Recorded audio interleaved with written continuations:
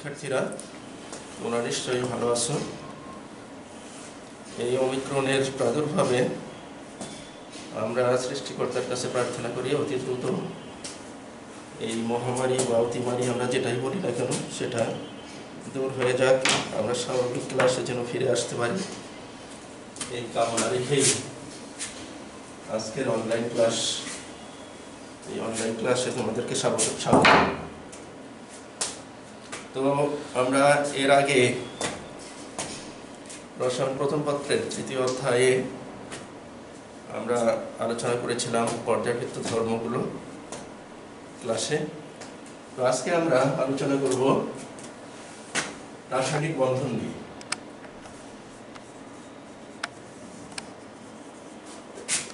রাসায়নিক বন্ধন তো তোমরা নিশ্চয়ই জানো, রাসায়নিক বন্ধন হলো দুই বা ততোধিক পরমাণু যে আকর্ষণ বলের মাধ্যমে পরস্পরের সাথে যুক্ত থাকে, সেটাকে আমরা রাসায়নিক বন্ধন বলি। এই বন্ধন কয়েক প্রকারের, যেমন আয়নিক বন্ধন, সমাজী বন্ধন, সন্নিবেশ বন্ধন, ধাতব বন্ধন, হাইড্রোজেন বন্ধন ইত্যাদি। তো আমরা এই রাসায়নিক বন্ধনের আয়নিক বন্ধন নিয়ে আজকে আলোকপাত করব।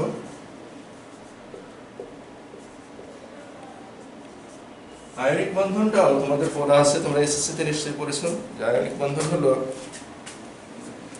একটি ধাতব পরমাণু এবং একটি অধাতব পরমাণু যখন ইলেকট্রন আদান প্রদানের মাধ্যমে পরস্পরের সাথে যুক্ত হয়, সেটাকেই আমরা বলছি আয়নিক বন্ধন।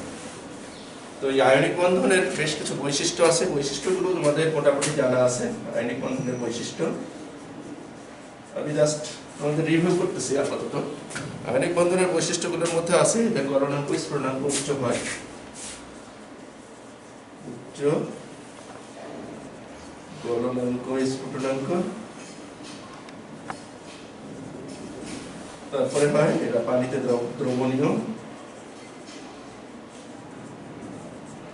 দ্রবণীয়। তারপরে আরেকটা বৈশিষ্ট্য আছে যেটা আমাদের প্রথমেই লেখা উচিত ছিল, সেটা হলো এদের স্ফটিক গঠন, স্ফটিকাকার গঠন। এই স্ফটিকাকার গঠনটার কারণেই ওদের বৈশিষ্ট্যগুলো দেখা যায় মূলত। তারপরে এরা সমরূপতা প্রদর্শন করে, সমরূপতা পাওয়া যায় এদের মধ্যে, সমরূপতা পাওয়া যায় ইত্যাদি। আরো ছোটখাটো কিছু বৈশিষ্ট্য আছে। তো এই বৈশিষ্ট্যগুলো নিয়ে আমাদের কথা বলার উদ্দেশ্য নয়, তবে বৈশিষ্ট্যগুলো আমাদের মাথায় রাখতে হবে। আয়নিক বন্ধন সচরাচর গলনাঙ্ক স্ফুটনাঙ্ক বেশি হয়, পানিতে দ্রবণীয় হয়, এবং আয়নিক যৌগগুলো অনেক আয়নিক যৌগ বর্ণহীন আছে এবং বর্ণযুক্ত আছে। তো আমরা এই পয়েন্ট দুটা আমাদের পরবর্তী আলোচনা, আমাদের মুখ্য আলোচনায় চলে আসবে, যার জন্য এই পয়েন্ট দুটো নিয়ে আসা যে আয়নিক যৌগগুলো গলনাঙ্ক স্ফুটনাঙ্ক বেশি হবে এবং পানিতে দ্রবণীয় হবে। এখন আমরা আসি আয়নিক যৌগের আমাদের মূল আলোচনা, আয়নিক যৌগের সমযোজী বৈশিষ্ট্য নিয়ে বা আয়নিক বন্ধনের সমযোজী বৈশিষ্ট্য। যৌগের বা বন্ধনের সমযোজী বৈশিষ্ট্য।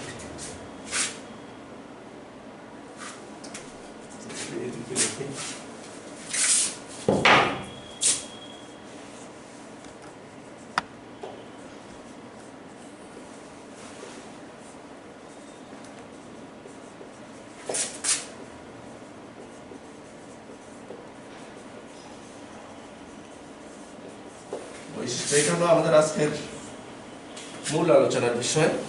তো আয়নিক যৌগ বা আয়নিক বন্ধন, সেটার আবার বৈশিষ্ট্য আমাদের সমযোজী। বিষয়টা একটু তোমাদের কাছে প্রথমত এলোমেলো মনে হতে পারে, যার জন্য খুব মনোযোগ দিয়ে বিষয়টাকে অনুধাবন করার চেষ্টা করতে হবে। যে আয়নিক যৌগের সমযোজী বৈশিষ্ট্য, আমরা জানি সমযোজী বৈশিষ্ট্য হলো সমযোজী যৌগগুলো সাধারণত দেখা যায় গলনাঙ্ক স্ফুটনাঙ্ক কম হয়, পানিতে দ্রবণীয় হয়।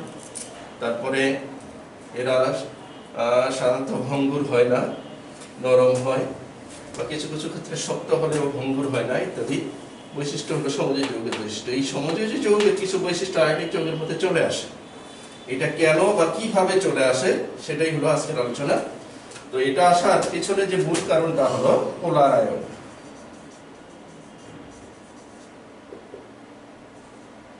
পোলার আয়ন বা ইংরেজি থেকে যেটাকে বলা হচ্ছে পোলারাইজেশন।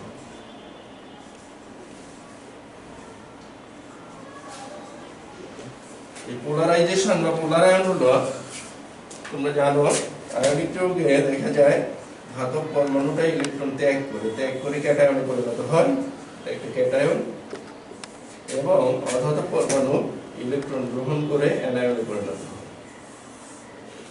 এটা একটা অ্যানায়ন। এই অ্যানায়ন এবং ক্যাটায়ন পরস্পর আকর্ষণের মাধ্যমে আয়নিক যৌগ বা আয়নিক বন্ধন গঠন করে।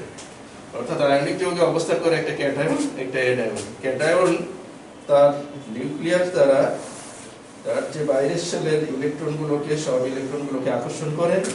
অ্যানায়নও তাই তার নিউক্লিয়াস দ্বারা ইলেকট্রনগুলোকে আকর্ষণ করে ধরে রাখে। কিন্তু যখন এই দুটা ক্যাটায়ন এবং অ্যানায়ন পরস্পরের কাছাকাছি চলে আসে, তখন একটা ঘটনা ঘটে। সেটা হলো এই যে ক্যাটায়ন, তোমরা জানো ক্যাটায়ন ইলেকট্রন ত্যাগ করার ফলে ক্যাটায়নের সৃষ্টি হয়।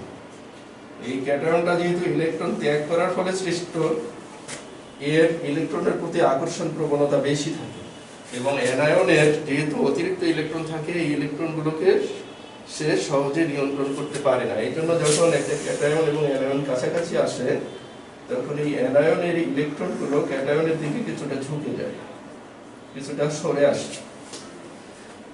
এই যে ক্যাটায়নের নিউক্লিয়াসের দ্বারা অ্যানায়নের ইলেকট্রন মেঘ নিজের দিকে সরে আসা, এই সরে আসার ঘটনাটাকেই আমরা বলছি পোলার আয়ন। অবশ্য এই অ্যানায়নের নিউক্লিয়াস দ্বারাও ক্যাটায়নের ইলেকট্রন সামান্য একটু সরে যায় অ্যানায়নের দিকে, কিন্তু এত কম সরে যায় যে এটা আমরা হিসাবে আনি না। আমরা শুধু এটাকে হিসাবে নিয়ে আসি যে ক্যাটায়নের ইলেকট্রনগুলো অ্যানায়নের ইলেকট্রনগুলো ক্যাটায়নের দিকে আসতেছে, এবং এইভাবে চলে আসাটাকে বলা হচ্ছে পোলার আয়ন।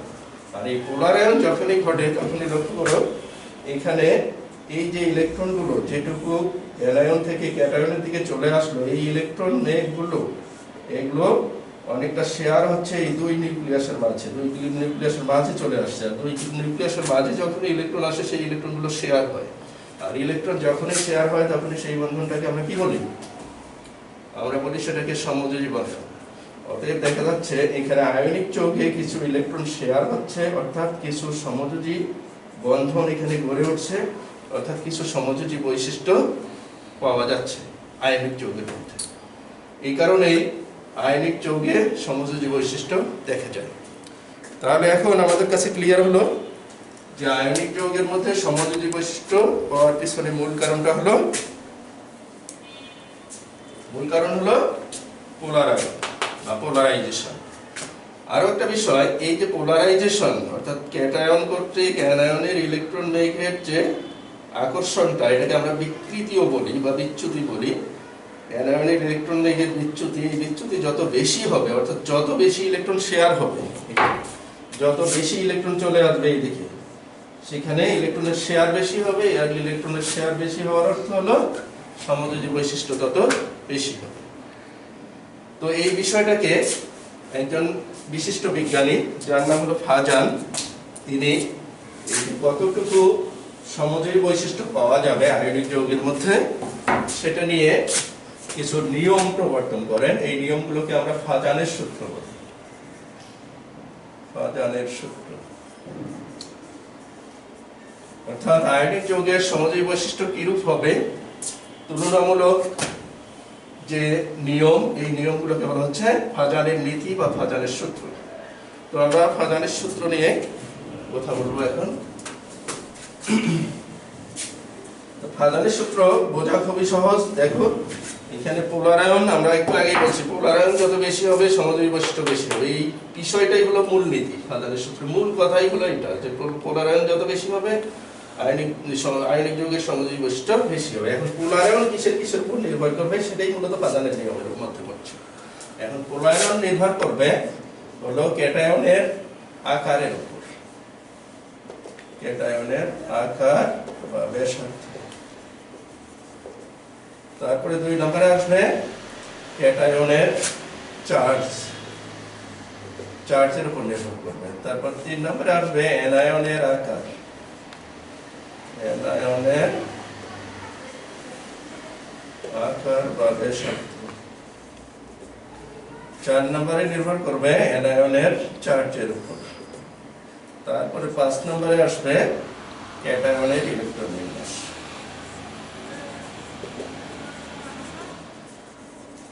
ইলেকট্রন বিন্যাস বিষয়টা খুব সহজ। তোমরা পাশাপাশি একটা চিত্র আছে, আমরা একটা পাশাপাশি চিত্র আঁকি, ক্যাটায়নের আকার বা ব্যাসার্ধ নিয়ে আমরা কথা বলবো। তো এই যে অ্যানায়নটা আছে, এই অ্যানায়নটার ইলেকট্রন বেগের বিকৃতি এখানে ঘটছে এই ক্যাটায়ন কর্তৃক। তো আমরা পাশে আরেকটা চিত্র যদি আঁকি, একই সাইজের আমাদের একটা অ্যানায়ন আছে, এটা যেমন ঠিক একই আকারের ধরে নিলাম, আকার দুটারই সমান আকারের। এখন এটা ক্যাটায়নটা এই আকারের ছিল, আরেকটা ক্যাটায়ন ধরে নাও যেটা এর থেকে ছোট। তাহলে যেহেতু ছোট, সেটা কি হবে, এর কাছাকাছি আসবে। এখন প্রশ্ন হলো যে এই যে বড় ক্যাটায়নটা এই অ্যানায়নের ইলেকট্রন বেগকে বেশি আকর্ষণ করবে নাকি ছোটটা বেশি আকর্ষণ করবে? নিশ্চয়ই তোমরা বলবা যে ছোটটা বেশি আকর্ষণ করবে, কারণ হলো ছোটটা এর নিকটে অবস্থান করতেছে, অনেক কাছাকাছি চলে আসছে। এই ছোটটার নিউক্লিয়াসটা এর ইলেকট্রন বেগের অনেক কাছাকাছি আসার কারণে এখানে বিকৃতিটা বেশি হবে, অর্থাৎ বেশি পরিমাণ ইলেকট্রন এর কাছে চলে যাবে। আর এখানে তুলনামূলক বেশি আসবে না, কেননা অনেক দূরে আছে যেহেতু, এখানে কম পরিমাণ আসবে। অর্থাৎ ক্যাটায়ন যত ছোট হবে অ্যানায়নের ইলেকট্রন বেগের বিকৃতি বা পোলারায়ন তত বেশি ঘটবে। এই কারণে আমরা দেখব যে ক্যাটায়ন যত ছোট পোলারায়ন তত বেশি, আর পোলারায়ন বেশি মানে হলো কি সমযোজী বৈশিষ্ট্য তত বেশি হবে। অতএব আমরা এটাকে লিখতে পারি, জায়গাটা ছোট হয়ে গেছে, আমরা এটাকে লিখতে পারি এখন এখান থেকে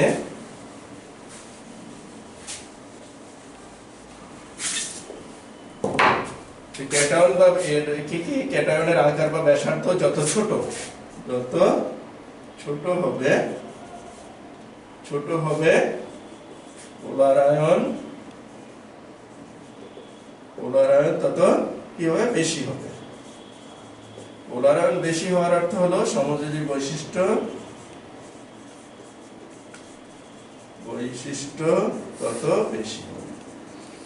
যেমন আমরা যদি একটা বাস্তব উদাহরণ দেই, ক্যাটায়নের আকার বা অ্যানায়নের আকার ছোট হয়, যেমন একই গ্রুপের মৌলগুলো যদি দেখি, লিথিয়াম, তারপরে হলো লিথিয়ামের নিচে কি আছে, সোডিয়াম, তারপরে আছে হলো পটাশিয়াম, তারপরে সিজিয়াম। এখন এদের সাথে যদি আমরা একই অ্যানায়ন দেই, ক্লোরাইড, প্রত্যেকটার সাথে যদি ক্লোরাইড দেই, তাহলে sodium chloride, lithium chloride, sodium chloride, potassium chloride, caesium chloride যদি আমরা দেখি, তাহলে দেখা যাবে যেহেতু এই লিথিয়াম আয়নটার আকার ছোট, সোডিয়াম আয়নের আকার তুলনামূলক বড়, যতই আমরা এইদিকে যাচ্ছি পোলারায়ন তত কমবে। অর্থাৎ পোলারায়ন সবচেয়ে বেশি হবে লিথিয়াম ক্লোরাইডের, তারপরে সোডিয়াম ক্লোরাইডের পোলারায়ন কম হবে, এটা তো আরো কম, কেননা আমরা জানি লিথিয়ামটা সবচেয়ে ছোট। এই কারণে দেখা যাবে পোলারায়ন এর বেশি হবে, সোডিয়াম ক্লোরাইডে পোলারায়ন কম হবে, পটাশিয়াম ক্লোরাইডে পোলারায়ন আরো কম, সিজিয়াম ক্লোরাইডে সবচেয়ে কম। এটা হলো পোলারায়নের ক্রম, এটা পোলারায়ন ক্রম এটা। আর পোলারায়ন ক্রম যেটা হবে, পোলারায়ন যত বেশি হবে সমযোজী বৈশিষ্ট্য তত বেশি হবে, তাহলে সমযোজী বৈশিষ্ট্য এটারই বেশি হবে, তাহলে সমযোজী বৈশিষ্ট্যের ক্রমও তাই হবে। তাহলে সমযোজী বৈশিষ্ট্যের ক্রম ওই একই হবে, অর্থাৎ সোডিয়াম কি এটা সবচেয়ে বেশি সমযোজী, এটা কম সমযোজী, এটা কম। উল্টা ভাবে যদি আমরা বলি আয়নিক বৈশিষ্ট্য এটা বেশি হবে, এটা কম হবে, এটা গেল ক্যাটায়নের ব্যাসার্ধ বা আকার নিয়ে কথা। এরপর আসো ক্যাটায়নের চার্জ। এটাও সহজ, চিন্তা করো একই দুটা ক্যাটায়ন আছে পাশাপাশি। এখন এখানে যে অ্যানায়নটা আছে, এটা অ্যানায়ন, দুটো অ্যানায়ন, অ্যানায়ন পাশে যে ক্যাটায়নটা আছে, এই যে ক্যাটায়ন, এই ক্যাটায়নটা মনে করো একটা প্লাস চার্জ যুক্ত, আর এখানে যে ক্যাটায়নটা আছে এই ক্যাটায়নটা দুটো প্লাস চার্জ যুক্ত, অর্থাৎ সে দুটো ইলেকট্রন ত্যাগ করছে আর এগুলো একটা ইলেকট্রন ত্যাগ করার অবস্থায় আছে। এখন প্রশ্ন হলো এই একটা ইলেকট্রন ত্যাগ করে যে ক্যাটায়নটা আছে এ বেশি পোলারায়ন ঘটাবে নাকি দুটো ইলেকট্রন ত্যাগ করে যেটা আছে সেটা বেশি পোলারায়ন ঘটাবে? একটু চিন্তা করলেই তোমরা বলতে পারবা যে যখন ইলেকট্রন এখানে দুটো ত্যাগ করা আছে, ইলেকট্রন ঘাটতি আছে বেশি, অতএব ইলেকট্রন যেহেতু এর কম আছে, ইলেকট্রন দুটো কমে গেছে, অতএব এর অন্যের ইলেকট্রনের প্রতি আকর্ষণটা বেশি হবে, অর্থাৎ এই বেশি পরিমাণ পোলারায়ন ঘটাবে, আর এটাতে পোলারায়নটা কি হবে? কম হবে। অর্থাৎ আমরা দেখছি ক্যাটায়ন যত বেশি চার্জযুক্ত হবে পোলারায়ন তত বেশি হবে। তাহলে ক্যাটায়নের চার্জ যত বেশি হবে পোলারায়ন তত বেশি হবে। আর পোলারায়ন বেশি হওয়া মানে এটা কি দেখছো সমযোজী বৈশিষ্ট্য বেশি বেশি। বুঝা গেছে? তো আমরা বাস্তবে যদি উদাহরণ দেখি, ক্যাটায়নের চার্জ বাড়তেছে, যেমন লিথিয়াম ক্লোরাইড, এখানে লিথিয়ামের চার্জ 1, তারপরে বেরিলিয়াম ক্লোরাইড, এখানে চার্জ হলো 2। তৃতীয় পর্যায়ের ভালো হবে না, তৃতীয় পর্যায়ের উদাহরণটা দিলে ভালো হবে। আমরা যদি তৃতীয় পর্যায়ের মধ্যে দেখি সোডিয়াম ক্লোরাইড, তারপরে ম্যাগনেসিয়াম ক্লোরাইড, তারপরে অ্যালুমিনিয়াম ক্লোরাইড, এই তিনটা যদি আমরা দেখি তাহলে দেখা যাবে এখানে ক্যাটায়ন হলো সোডিয়াম, এটাতে ক্যাটায়ন হলো ম্যাগনেসিয়াম, এখানে হলো অ্যালুমিনিয়াম। তো স্বাভাবিকভাবেই দেখা যায় যে এটাতে যেহেতু একটা ইলেকট্রন ত্যাগ করে আছে, ইলেকট্রন ত্যাগ করছে দুটো, অতএব এখানে পোলারায়নটা বেশি হবে, এখানে পোলারায়নটা আরো বেশি হবে। এই কারণে দেখা যাবে পোলারায়ন বেশি হচ্ছে এটার থেকে এটাতে পোলারায়ন বেশি, এবং সমযোজী বৈশিষ্ট্য সবচেয়ে বেশি। এবং তোমরা অলরেডি পড়ছো, এর আগে আলোচনা করছিলাম আমরা যে অ্যালুমিনিয়াম ক্লোরাইড যদিও আয়নিক যৌগ, এটা বৈশিষ্ট্য অনেকটা সমযোজী যৌগের মতো, এবং এই অ্যালুমিনিয়াম ক্লোরাইড ডাইমার গঠন করে। এই ডাইমার গঠনের ব্যাখ্যাটা যখন আমরা দেই তখন কিন্তু এটাকে অনেকটা সমযোজী বৈশিষ্ট্য হিসেবে ধরেই ব্যাখ্যাটা দিয়েছিলাম আমরা। তো যাও আমরা বলতে পারি যে সমযোজী বৈশিষ্ট্যের ক্রম হবে এরকম। এটা নির্ভর করবে কিসের উপর? এটা নির্ভর করছে ক্যাটায়নের চার্জের উপর। এরপরে আমরা যে 3 নম্বর বৈশিষ্ট্যটা দেখব সেটা হলো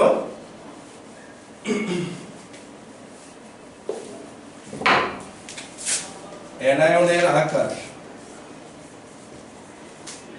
অ্যানায়নের আকার বা ব্যাসার্ধ। এটা আমরা ক্যাটায়নের আকার নিয়ে করছিলাম। এখন অ্যানায়নের আকার, অর্থাৎ এখানে ক্যাটায়নটা ফিক্স, একটা নির্দিষ্ট ক্যাটায়ন থাকবে, একই আকৃতির একই ক্যাটায়ন আমরা ধরবো, ক্যাটায়নটা একটা সেম ক্যাটায়ন, কিন্তু অ্যানায়নটা মনে করো ভিন্ন আকারের। একটা অ্যানায়ন আছে এখানে, এটা অ্যানায়নটা এই সাইজের, আর একটা অ্যানায়ন মনে করো একটু বড় সাইজ, একটু বড়, এটার তুলনায় এটা বড়। তো এখন প্রশ্ন হলো এই যে অ্যানায়নের ইলেকট্রন মেঘকে বিকৃত করবে ক্যাটায়ন, কোনটাতে বেশি বিকৃতি হবে? এটাতে বেশি বিকৃতি হবে নাকি এটাতে বেশি বিকৃতি হবে? একটু গভীরভাবে চিন্তা করলে দেখা যাবে যেহেতু ক্যাটায়ন সেম, এখানে ডিপেন্ড করবে অ্যানায়নের উপর। এই অ্যানায়নের এখানে যদি আমরা দেখি এটার থেকে নিউক্লিয়াস পর্যন্ত যে ডিসটেন্স, আর এটা নিউক্লিয়াস থেকে যে ডিসটেন্স, এই ডিসটেন্সটার মধ্যে এটা বড়। যেহেতু এটা বড়, অর্থাৎ এর নিউক্লিয়াস কর্তৃক এই ইলেকট্রনগুলোকে আকর্ষণ করে ধরে রাখার যে প্রবণতা আর এর যে প্রবণতা, তার মধ্যে এ সহজে ধরে রাখতে পারবে। আর দূরত্ব বেশি হওয়ার কারণে এই ইলেকট্রনগুলোকে সহজে ধরে রাখতে পারবে না, যার ফলে কি হবে, এই ইলেকট্রনগুলো সহজে এখানে বিকৃতি হবে। আর এটা কিন্তু তত সহজে হবে না, এটা বিকৃতিটা একটু কম হবে। অর্থাৎ আমরা দেখলাম অ্যানায়নের আকার যত বড় হবে তার ইলেকট্রনগুলো তত বেশি সরে যাবে ক্যাটায়নের দিকে, অর্থাৎ পোলারায়ন তত বেশি হবে। আর পোলারায়ন বেশি হওয়া মানে সমযোজী বৈশিষ্ট্য বেশি হবে। তাহলে এটাকে আমরা সামারাইজ করতে পারি এভাবে যে ক্যাটায়নের আকার যত বড় হবে বা বেশি হবে, পোলারায়ন তত কি হবে, বেশি হবে। আর পোলারায়ন বেশি হওয়া মানে সমযোজী বৈশিষ্ট্য বেশি। বেশি। আমরা উদাহরণ দিয়ে দেখাতে পারি এখন।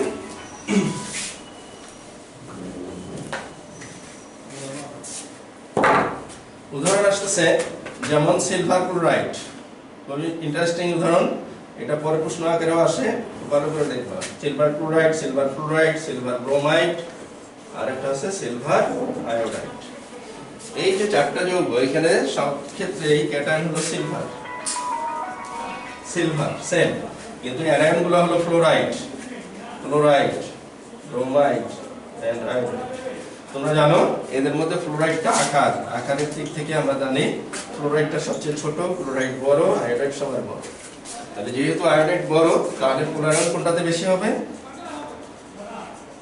পোলার আয়ন বেশি হবে হলো সোডিয়াম বা সিলভার ফ্লোরাইডে সবচেয়ে কম হবে, সিলভার ক্লোরাইডে পোলার আয়ন বেশি হবে, সিলভার ব্রোমাইডে পোলার আয়ন বেশি হবে, আরো বেশি হবে, আর সিলভার আয়োডাইডে সবচেয়ে বেশি হবে।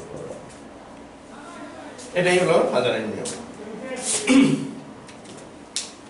এবং এই কারণে বলে দেই, এই যে সিলভার ফ্লোরাইড, এটাতে কিন্তু সমযোজী বৈশিষ্ট্য সবচেয়ে কম, আর সিলভার আয়োডাইডের সমযোজী বৈশিষ্ট্য সবচেয়ে বেশি। এই কারণে দেখা যায় এই সিলভার আয়োডাইডটা পানিতে দ্রবণীয়, পানিতে দ্রবণীয়, পানিতে পক্ষান্তরে এটা পানিতে অদ্রবণীয়, এটা অদ্রবণীয়, এটা অদ্রবণীয়। আবার এদের বর্ণের ক্ষেত্রেও আমরা একইভাবে ব্যাখ্যা করতে পারি। সিলভার ফ্লোরাইডটা আয়নিক যৌগ বৈশিষ্ট্য, আয়নিক বৈশিষ্ট্য বেশি, এটা হলো বর্ণহীন।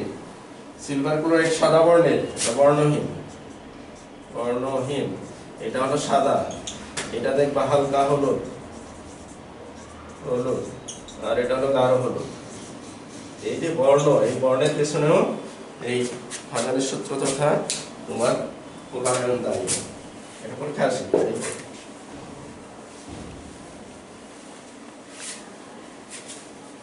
এরপরে অ্যানায়নের চার্জ। অ্যানায়নের চার্জ আমরা দেখব এখানে অ্যানায়ন অর্থাৎ ক্যাটায়ন সেম, এই ক্ষেত্রেও ক্যাটায়নটা মনে করো এটা একই ক্যাটায়ন আছে, একই ক্যাটায়ন।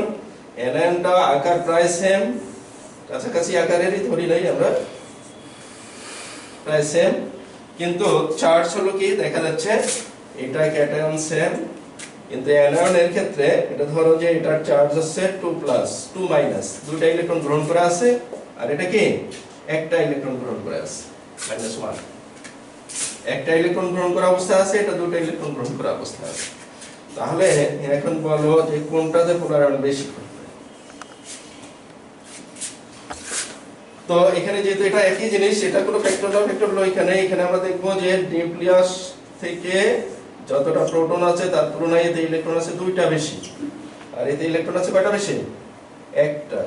তো স্বাভাবিকভাবে এই একটা অতিরিক্ত ইলেকট্রনকে নিয়ন্ত্রণ করা এর জন্য যতটা সহজ হবে, এই দুইটা ইলেকট্রনকে নিয়ন্ত্রণ করা তত কি হবে? কঠিন হবে।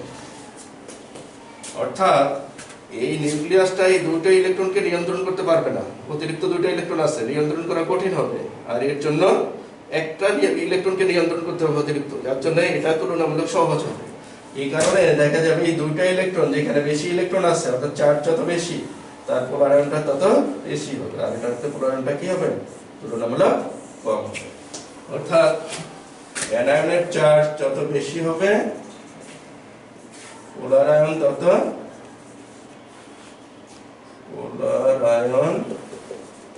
বেশি হবে, আর পোলার আয়ন বেশি হবে মানে সমযোজী বৈশিষ্ট্য বেশি হবে। আমরা উদাহরণ আসতে পারি, যেমন উদাহরণ দেওয়া যেতে পারে সিলভার ফ্লোরাইড, সিলভার অক্সাইড। এটার ক্ষেত্রে দেখো ফ্লোরাইডের আকার হলো, ফ্লোরাইডে একটা চার্জ, অক্সাইডে কয়টা? দুটা চার্জ। ক্যাটায়ন কিন্তু উভয় ক্ষেত্রে সিলভার, অতএব এখানে পোলার আয়নটা এটাতে কম, এটাতে বেশি হবে, অর্থাৎ সমযোজী বৈশিষ্ট্য সিলভার অক্সাইডে বেশি হবে।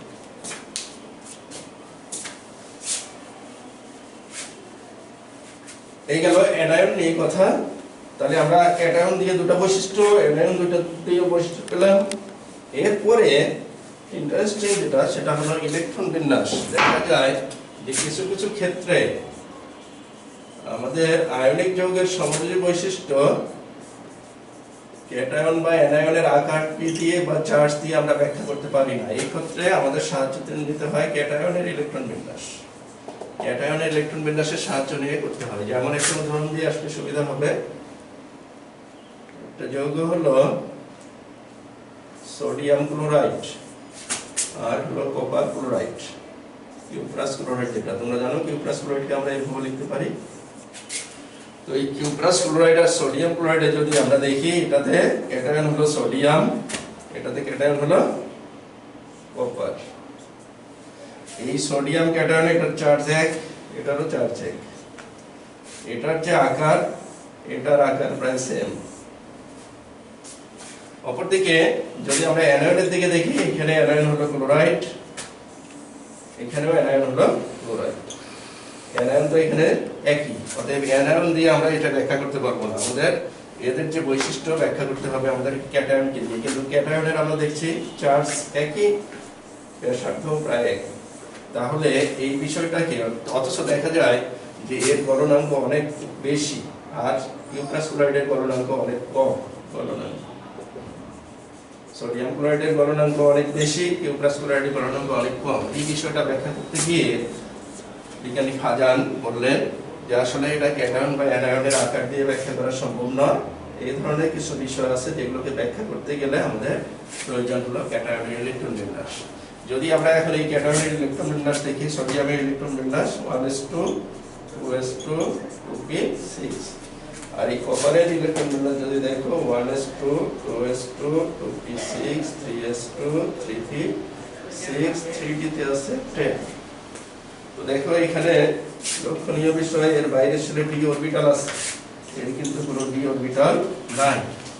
এই ডি অরবিটাল যুক্ত যে ক্যাটায়ন গুলো দেখা গেছে, এই ডি অরবিটাল যুক্ত ক্যাটায়ন, বা এটাকে আমরা অন্যভাবে প্রকাশ করতে পারি যে বাইরের ছেলে মোট ইলেকট্রন আছে 2 6 8 10 18টি, 18 ইলেকট্রন বিশিষ্ট ক্যাটায়ন। আর এটা হলো বাইরের ছেলেটাতে আছে 8 ইলেকট্রন। এই 8 ইলেকট্রন বিশিষ্ট ক্যাটায়ন অপেক্ষা 18 ইলেকট্রন বিশিষ্ট ক্যাটায়নের পোলারায়ন ক্ষমতা বেশি। অর্থাৎ পোলারায়ন বেশি হবে, কপারের পোলারায়ন ক্ষমতা বেশি, কেননা এতে ইলেকট্রন আছে 8টা, বাইরের সাথে আছে 8টা। অথবা আমরা অনুভব করতে পারি এটা ডি ইলেকট্রন বিশিষ্ট ক্যাটায়ন, এটা হলো ডি অরবিটাল বিহীন ক্যাটায়ন। এই কারণে দেখা যাবে এটার পোলারায়ন ক্ষমতা বেশি, আর পোলারায়ন ক্ষমতা বেশি হওয়ার কারণে এর সমযোজী বৈশিষ্ট্য হবে বেশি, এবং সমযোজী বৈশিষ্ট্য বেশি যত হবে গলনাঙ্ক কিন্তু তত কম হবে। এই জন্য এই বৈশিষ্ট্যটা দেখা যাবে। তো এই ছিল মোটামুটি খাজানের সূত্র। এখন এই সূত্রের আলোকে আমরা বেশ কিছু বিষয় ব্যাখ্যা করতে পারি। যেমন উদাহরণে আমি কিছু বিষয় বলছিলাম, আরো 2-1টা বিষয় আমরা বলতে পারি। যার সমযোজী বৈশিষ্ট্য বেশি হবে সেটার গলনাঙ্ক স্ফুটনাঙ্ক কম হবে, সমযোজী বৈশিষ্ট্য যত কম হবে গলনাঙ্ক স্ফুটনাঙ্ক তত কম হবে, আর সমযোজী বৈশিষ্ট্য যত বেশি হবে, সমযোজী বৈশিষ্ট্য বেশি হবে গলনাঙ্ক স্ফুটনাঙ্ক কম হবে। পাশাপাশি পানিতে দ্রাব্যতা কমে যাবে। এই যে পানিতে দ্রবণীয়তা এবং গলনাঙ্ক স্ফুটনাঙ্ক, এই বিষয়গুলো ব্যাখ্যা করা যায় এটা দিয়ে। যেমন ফেরাস ক্লোরাইড আর ফেরিক ক্লোরাইড প্রশ্ন আসে বেশি, যে এই দুটার মধ্যে কোনটা গলনাঙ্ক বেশি হবে এবং কেন, এর গলনাঙ্ক কোনটা বেশি হবে। তো আমরা যদি দেখতে যাই, এখানে আছে হলো ফেরাস, এখানে কি ক্যাটায়ন হলো ফেরিক। এই ফেরিকের চার্জ বেশি, মানে ফেরিক ক্লোরাইডে পোলারায়ন বেশি করবে। পোলারায়ন বেশি ঘটা মানে সমযোজী বৈশিষ্ট্য বেশি হবে, আর সমযোজী বৈশিষ্ট্য বেশি হওয়ার অর্থ হলো এর গলনাঙ্ক কমে যাবে। তাহলে গলনাঙ্ক যদি আমরা দেখি, গলনাঙ্ক ফেরিক ক্লোরাইডের কম হবে, পানিতে দ্রাব্যতা ফেরিক ক্লোরাইডের কম হবে, ফেরাস ক্লোরাইডের গলনাঙ্ক বেশি হবে, পানিতে সহজে দ্রবণীয় হবে। তারপরে যেটা এর আগে বলছিলাম যে silver chloride, silver chloride, silver bromide এবং সিলভার আয়োডাইডের, এদের ক্ষেত্রে দ্রাব্যতা দেখা যাবে, এটা পানিতে দ্রবণীয়, এগুলো পানিতে অদ্রবণীয়। এই বিষয়টা আমরা এটা দ্বারা ব্যাখ্যা করতে পারি যে এখানে ক্লোরাইড আয়নটা ছোট হওয়ার কারণে পোলারায়ন এখানে কম হবে, সমযোজী বৈশিষ্ট্যটা কম, আয়নিক বৈশিষ্ট্য বেশি, এই কারণে এটা হবে, এবং বর্ণটাও তাই। আর একটা বিষয় আছে, যেমন কার্বনেট গুলোর ক্ষেত্রে যদি আমরা দেখি, এখন বেরিলিয়াম কার্বনেট, তারপরে হলো বেরিলিয়ামের পরে ম্যাগনেসিয়াম কার্বনেট, তারপরে হলো ক্যালসিয়াম কার্বনেট, আরেকটা আছে হলো স্ট্রনশিয়াম কার্বনেট। এই যে কার্বনেট গুলোর ক্ষেত্রে দেখা যায় এখানে হলো ক্যাটায়ন বেরিলিয়াম 2+, এটা ম্যাগনেসিয়াম 2+, এটা ক্যালসিয়াম 2+, এটা হলো স্ট্রনশিয়াম 2+। তো ক্যাটায়নগুলোর ক্ষেত্রে দেখা যাচ্ছে চার্জ একই, কিন্তু আমরা জানি এই বেরিলিয়াম, ম্যাগনেসিয়াম, ক্যালসিয়াম, স্ট্রনশিয়াম একই গ্রুপের মূল্য, এবং আকারের দিক থেকে এদের ক্ষেত্রে দেখা যায় আকারের দিক থেকে আমাদের বেরিলিয়ামটা সবচেয়ে ছোট, বেরিলিয়াম আয়ন ছোট, ম্যাগনেসিয়াম আয়ন একটু বড়, ক্যালসিয়াম আয়ন আরো বড়, স্ট্রনশিয়াম আয়ন সবচেয়ে বড়। অতএব পোলার আয়ন এর উল্টা হবে, পোলার আয়ন এর উল্টা হবে, অর্থাৎ পোলার আয়ন হবে কি বেরিলিয়ামের সবচেয়ে বেশি হবে, বেরিলিয়ামে বেশি, ম্যাগনেসিয়ামের পোলার আয়ন ক্ষমতা কম, ক্যালসিয়ামের আরো কম, স্ট্রনশিয়ামের সবচেয়ে কম। আর পোলার আয়ন ক্ষমতা কম হওয়ার কারণে দেখা যাবে এই পোলার আয়ন ক্ষমতা যেহেতু সবচেয়ে বেশি, অতএব এটা বেশি আয়নিক হবে। তাহলে আমরা যদি সমযোজী বৈশিষ্ট্য দেখি, সমযোজী বৈশিষ্ট্য দেখলে দেখবো এর সমযোজী বৈশিষ্ট্যটা সবচেয়ে বেশি, এর সমযোজী বৈশিষ্ট্য কম, এর আরো কম। আয়নিক বৈশিষ্ট্য বললে উল্টা হবে। আর সমযোজী বৈশিষ্ট্য যেটা বেশি সেই কার্বনেট গুলো সহজে বিয়োজিত হয়, অর্থাৎ সহজে ভেঙে যায়। এই জন্য আমরা দেখবো বেরিলিয়াম ক্লোরাইড, এটাকে যদি আমরা তাপ দেই অল্প তাপে ভেঙে যাবে। বেরিলিয়াম কার্বনেট ক্লোরাইড বলছিলাম, এই কার্বনেটটা যদি তাপ দাও খুব সহজে এটা বেরিলিয়াম অক্সাইড এবং কার্বন ডাই অক্সাইডে পরিণত হবে অল্প তাপে। ম্যাগনেসিয়াম কার্বনেটকে যদি তাপ দাও এটাও ভেঙে যাবে, ভেঙে গিয়ে magnesium oxide, carbon die oxide হবে। তবে এর ক্ষেত্রে যে তাপ লাগবে, এর ক্ষেত্রে তাপটা বেশি লাগবে, বেশি পরিমাণ তাপ দিতে হবে। তারপরে তুমি যদি ক্যালসিয়াম কার্বনেটকে তাপ দাও ঠিক একইভাবে ভেঙে যাবে, কিন্তু তাপ লাগবে আরো বেশি, আরো বেশি তাপ লাগবে। অর্থাৎ আমরা দেখবো যে তাপীয় স্থিতি, অর্থাৎ তাপের প্রভাবে স্থির থাকতে পারে না, সহজে ভেঙে যায়। এ একটু ধীরে ধীরে ভাঙে, আরো ধীরে ভাঙে, আরো ধীরে ভাঙে। অর্থাৎ তাপীয় সুস্থিতি সবচেয়ে বেশি হলো এর স্ট্রনশিয়াম কার্বনেট, আর বেরিলিয়াম কার্বনেট তাপীয় সুস্থিতি সবচেয়ে কম। তো এই যে বিষয়গুলো, এই বিষয়গুলো ব্যাখ্যা করতে গিয়ে আমাদের ফাজানের সূত্র তথা আয়নিক যৌগের সমযোজী বৈশিষ্ট্য, এই বিষয়গুলো দিয়ে আমরা এটা ব্যাখ্যা করি। তো বেশ কিছু কাজ আছে, আমি উদাহরণের ফাঁকে ফাঁকে কিছু প্রশ্ন তোমাদেরকে লিখেছি, এই প্রশ্নগুলো তোমরা করবা। এটা বন্ধন চ্যাপ্টারে গিয়ে দেখবা, বন্ধনের আয়নিক বন্ধন, সমযোজী বন্ধন আলোচনার শেষে আছে। তো আমরা এই আলোচনাটা করলাম আজকে। তো তোমরা সবাই সুস্থ থাকো, ভালো থাকো, এবং খুব দ্রুত আমরা সরাসরি ক্লাসে ফিরে আসবো এই আশাবাদ ব্যক্ত রেখেই আজকের ক্লাস শেষ করছি। আল্লাহ হাফেজ।